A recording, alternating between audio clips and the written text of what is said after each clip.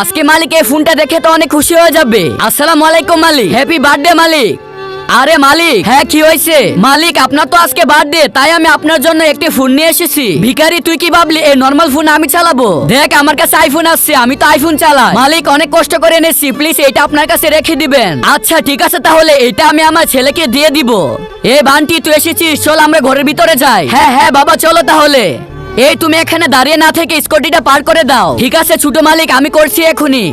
আরে এটা কি এখানে? এটার ভিতরে তো অনেকগুলো টাকা আছে। এই বান্টি আমাদের দারোয়ান এই ফোনটা দিয়েছিল, এটা তুই রেখে দে। বাবা তুমি কি বলছো? আমি তো আইফোন চালাই, আমি কি ফকিনি মোবাইল চালাবো নাকি? তুই তো ঠিকই বলেছিস, আমরা এই ফকিনির মোবাইল চালাবো না, ফেলে দে এটাকে। এই আমি তো তোকে বলেছিলাম টাকা নিয়ে আসছি, টাকাগুলা কই রেখেছি? টাকা? হ্যাঁ বাবা, ওইটা তো স্কোটের উপরে রেখে আসছিলাম। কি স্কোটের ভিতরে রেখেছিলিস? তাড়াতাড়ি চল। আমি দেখেছি বিভিন্ন ভিডিওতে লাইক এবং সাবস্ক্রাইব করো, আজকে দেখবো এই মায়ের জন্য কে কে লাইক এবং সাবস্ক্রাইব করে। বাবা আমি তো এখানে রেখেছিলাম। এখানে রেখেছিলি, বুঝেছি, মনে হচ্ছে গরিবটা নিয়ে আসে। আরে মালিক কি হয়েছে?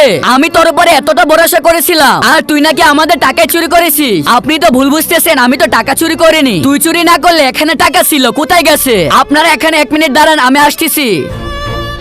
এই ধরেন মালিক আপনাদের টাকা। যখন গাড়িটা রেখে চলে গেছিলেন আমি অনেক ডাকাডাকি করছি, কিন্তু আপনারা শুনেন নাই, তাই এটা আমি স্কুটির নিচে রেখে দেই। মালিক আমি গরিব হতে পারি, কিন্তু কখনো চুরি করি না। হ্যাঁ হ্যাঁ ঠিক আছে চল।